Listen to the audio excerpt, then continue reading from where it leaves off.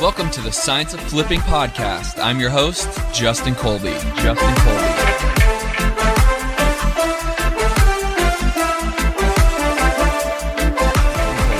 What is up, everybody? What is up? Welcome back to the Science of Flipping podcast, and I am your host, Justin Colby. And on this podcast, I am doing an interview from a full-time pool cleaner to now full-time real estate investor. Mr. Jason Scott is here. What's up, dude?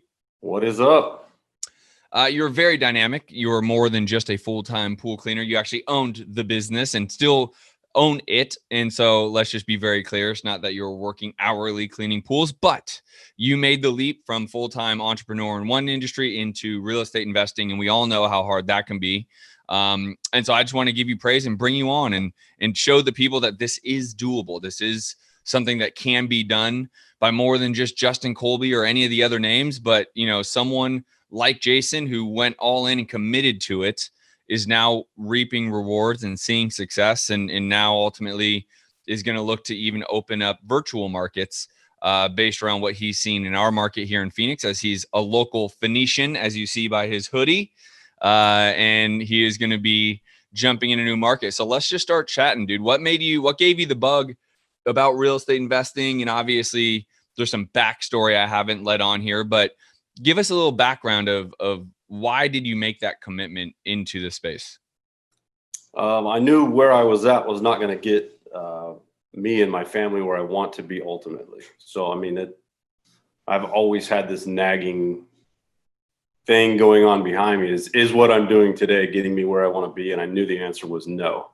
My heart was never in the business that I was in. And so I've always had a love for real estate, always wanted to do it. I dabbled in it a little bit back in 2010, sold it, started my pool business. So I call myself the world's dumbest real estate investor.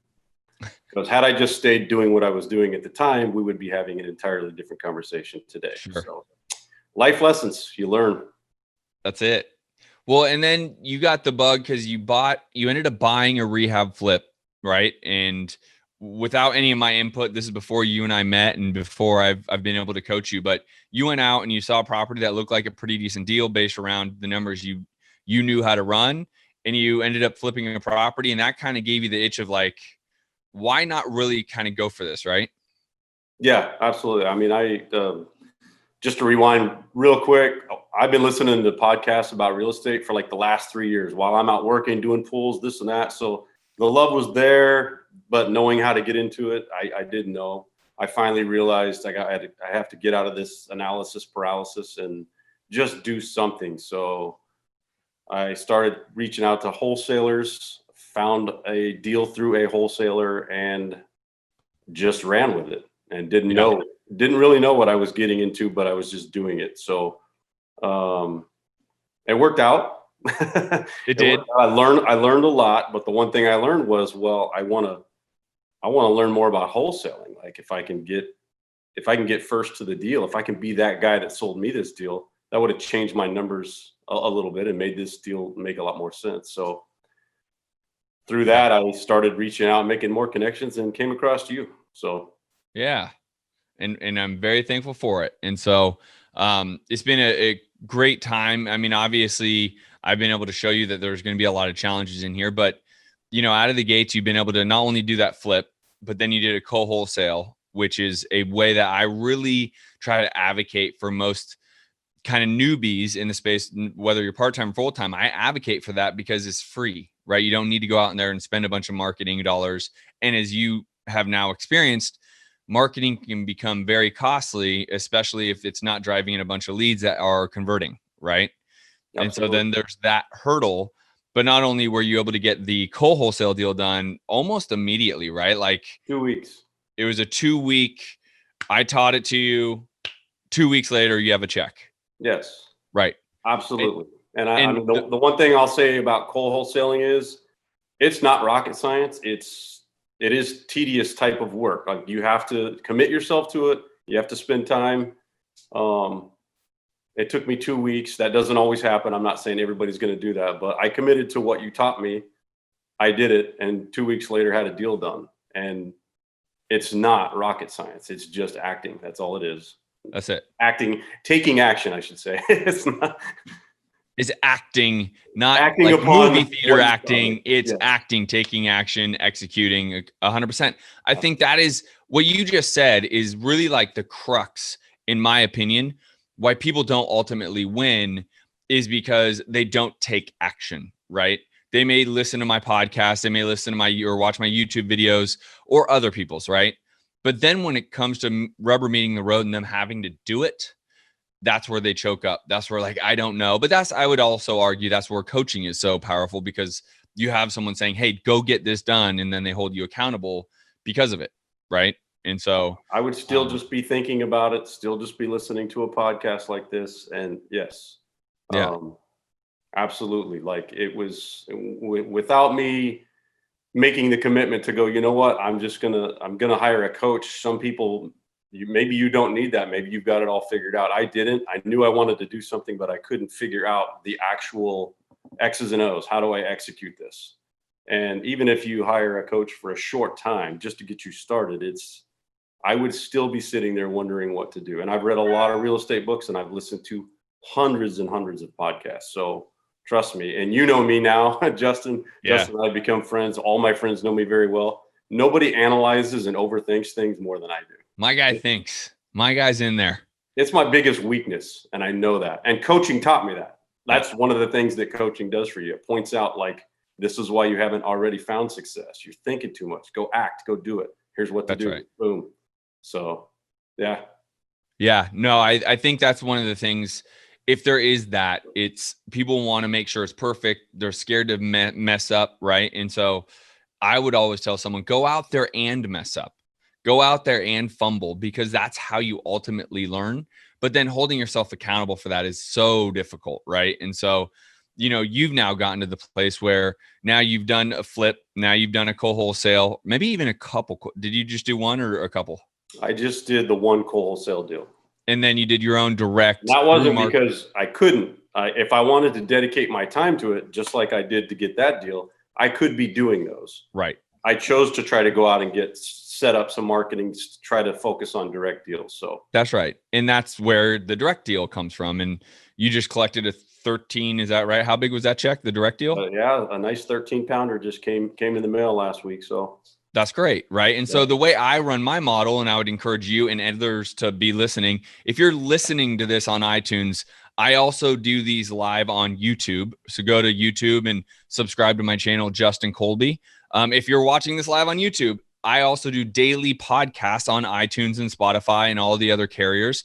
So go to the Science of Flipping podcast on all those carriers. So you basically can either watch them or you can listen to them every single day. I have a podcast that comes out on those platforms, and then the videos come out once a week on YouTube. So just so you guys know where to find it. But for everyone listening and for Jason or anyone else, I use that co-wholesale space to finance my direct deals, right? So if you do even take it partially more serious and you do 2 or 3 a month and take that, let's just call it $6,000 for ease, whatever the number really becomes, 6 to 10 grand for co-wholesaling, and you just take it and you go finance your marketing. Now that $13,000 is all free. There's no actual cost that needs to come out of that because you paid for it from your co-wholesale.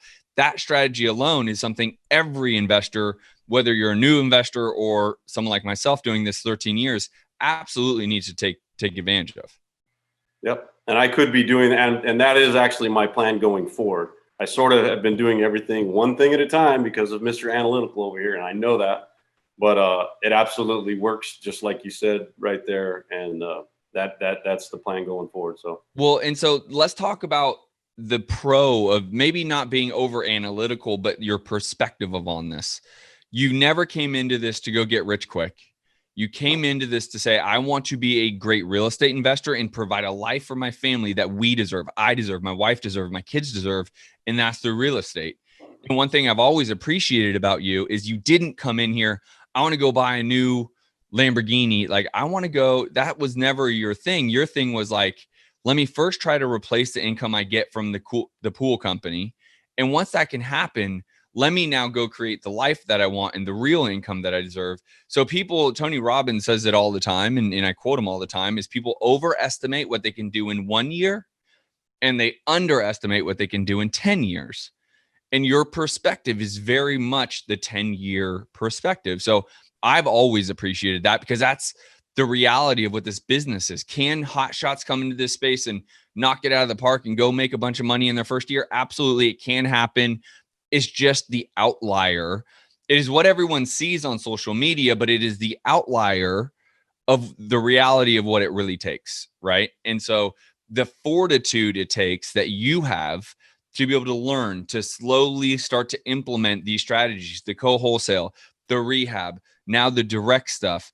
And now what I'm excited about, which I'm excited for you to share, is now you're not only going just direct, but now you're like, how do I even expand what I can do and the knowledge I've had and been given into a new market, right? And so now you're actually taking your talents to Kansas City, not South Beach. You're taking your talents to Kansas City. Did you get the joke, dude? That's absolutely, that is right. Okay. That's what we're so going. you're about to go jump into Kansas City. Yeah, I am. And so, just knowing how hard I've been marketing in Phoenix, how hard it was to get that deal. Phoenix is a very, very tough market. I know everybody says their market's tough, and I don't even know if the grass is going to be greener on the other side, but I'm going to try it anyways. I will tell you this, being that I just opened Oklahoma City. The people are different now. I've not opened Oklahoma, or I have not opened Kansas City. So I can't speak, emphatically that it'll be the same for you. But I mean, and my manager, Anthony, like, it is just night and day relative, right? Now there's other tricky things that you'll have to learn within that market, that things happen more, whatever. But I would tell you, going into that city, even if you can go do 3 a month in that city and maybe do a flip here, and like, that's the game, is being flexible and fluid. That it's not just, anytime I've ever gotten hurt in my business, I was a one-trick pony. And if you can be fluid and, be able to focus your time, energy, and effort in Kansas City, but at the same time, maybe do a couple co-wholesale here, that's how you can start to get real income coming in. That is correct. What's your strategy going into Kansas City? I'm going to take also, I mentioned at the beginning of the podcast that I also, back in 2010, dabbled. I actually completely rehabbed a 4-plex and owned it for 3 years. So I did a buy and hold situation. So now I've done 4 different strategies. So basically taking all of those, and I'm going into Kansas City with the attitude of, going back to what you just said about Oak City, and I know because I talked to a lot of the Oak City leads and stuff. The people are different, and I'm going there to invest in people, and not necessarily looking at what's perfect for me. I'm going in there to try to make connections with real people that want to be successful, that we can help each other out in any way whatsoever, and take each lead. Sorry about the dog barking.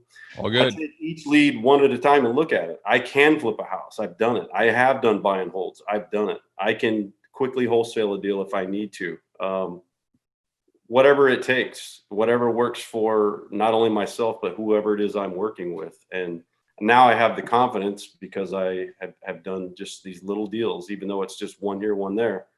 My mindset is right to be able to do that now. And I just think I'll have more success there than I will for the same amount of marketing dollars spent. That's why. What are you going to go in there? What kind of marketing are you going to do? What's that? What kind of marketing are you going to do? Texting, cold calling. That's for now. I'm going to do that. I'm not going to jump into PPC stuff right away, or even direct mail, just because you and I have talked. But for those of you who don't know, it takes a lot more dollars to get a deal, basically, through those strategies. So once I create more dollars in this business, then I will grow it, absolutely, but kind of one step at a time. I love that, dude. I love that. And I'm always going to be here for you, man. Dude, I'm so excited that you've been able to do what you've done. I know you so well. I know you wanted more. I get it, and everyone does. But the amount that you've been able to learn over the time we've been working together has been incredible. And now you're collecting checks, like real checks, that you collect 12 or 13 of those in a year. It's like bye-bye pool business. And that's not even a big business, right? If you do 12 deals a year, you're not you're doing great, but you know you could do more, right? So you're really on your way. And the perspective I'd give anyone listening to this or even watching this is that perspective, what Jason has, and it's not easy to have his perspective. He's gone through a lot in life. He's owned multiple businesses. He's had a lot of different jobs.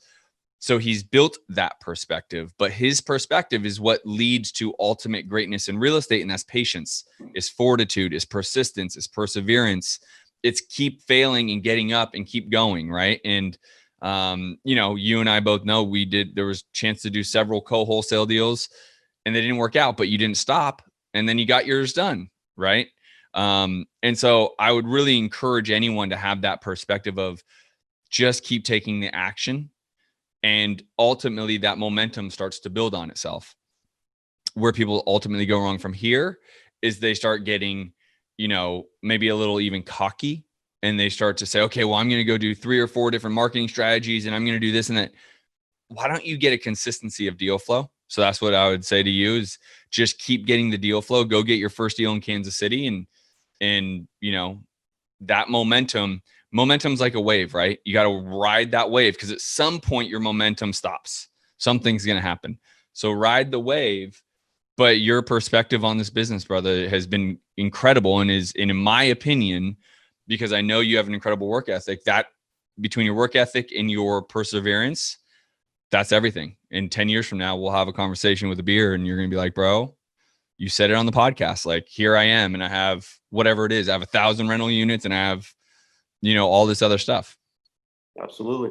Yeah, I man. mean, I think we have to wait 10 years, but. Well, hey, you never know, man. You never know. I'm just taking it for total. I've been doing this 13, baby. So this is this is a full-time. And by the way, you love this the same way I do. Like, it's fun. Like I tell everyone all the time, like maybe how I invest will change, but I'll be doing this at 80, right? It just might be a little different. I'm probably not going to be hustling wholesale deals or co-wholesaling at 80, but like, it's a fun real estate in itself is just enjoyable to be doing. Right. And there's a lot of money that comes out of it. Yes.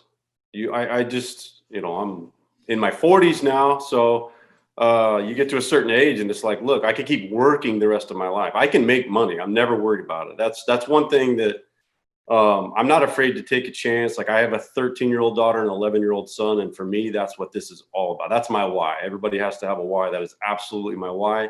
And that's also why it's a long-term mindset and not this get rich quick, the Lamborghinis you were talking about earlier. And if I get no financial benefit from this, but I teach my kids how to do this, and they'll be okay, I'll be fine, honestly. That's the perspective, dude. That just gave me chills, bro. I love that. For me, like, yeah, absolutely. Would I like some Lamborghinis parked in the driveway? Sure. But that's going to come after all the rest, the knowledge. I didn't pay to go to college. I've been a worker my whole life. I can go make money at any time. Even if this were to some reason fail, I know we can't control this, the whole pandemic that we're in and the politics that's going on and all that stuff. It's like, a lot of people would say, why would you start a business right now? It's like, why not? Why not? I mean, I can always go make money. I didn't pay to go to college. So even if I try some of these things and some of them fail, so what? I mean, look how many people paid, $100,000 to go get a college education and they don't even use it. So that's right. It's just don't be afraid to make up your mind, do what you want to do. And that's what I'm doing. And commit. Right. And I'm not his biggest fan per se, but Grant Cardone talks about that a lot. Like commit. When you go after it, go commit to what you're going to go do and then take massive action. But it's that level of commitment where people break down. Like, I don't know, I'll try it and see if it works. And then they half-ass it and it doesn't work. And they say, see, I told you it wasn't going to work. You can't win that way. Yeah. But I am that person. I can totally relate to everything you just said. It's just, I just don't quit. Right. You know how many things I've tried and failed? It's okay. No big deal. Try another thing. Like, don't quit. Like, sometimes this definitely gets hard and tedious, but if you enjoy it and you really have that long-term mindset, you'll be fine. So what's your one piece of advice to someone jumping all into this space? Well, I mean, if you've never done it or if you're thinking about doing it, but you really don't know where to start, I'm telling you, I would still be analyzing what should I do, or I would be getting myself involved in stuff that that, you know, without somebody to bounce it off of, I would say find somebody, honestly. Whether that's a paid coach like you, Justin, I mean, you've been huge for me. The getting your mindset right, understanding what not to do and what to do. I mean, he'll lay it out for you. So to me, it was well worth it. And I looked into coaching before I ever came across you. And there's some very, very expensive coaching programs out there. And these big commitment thing, that's not the way you were at all. So you've been a great mentor and teacher for me. And it's turned into a great friendship. So I would tell people to if you don't have a mentor or anybody to reach out to, I would find somebody, even if it's not Justin, find the right fit for you and just get as educated as you can, but also act at the same time. Don't say I can't do something because I haven't done this yet. Yeah. You can do it all, just, you know, so. Right on. Well, I appreciate it, dude. I know it's Sunday. I know football's about to start. I will let you go, guys. Go over to thescienceflipping.com. Tons of free resources over at thescienceflipping.com. Jay, I appreciate you, dude. Go enjoy your Sunday, and we will. And by the way, yes, we are recording this on Sunday. We're that committed. Let's go. That's right. All right, brother. Talk soon. Take care.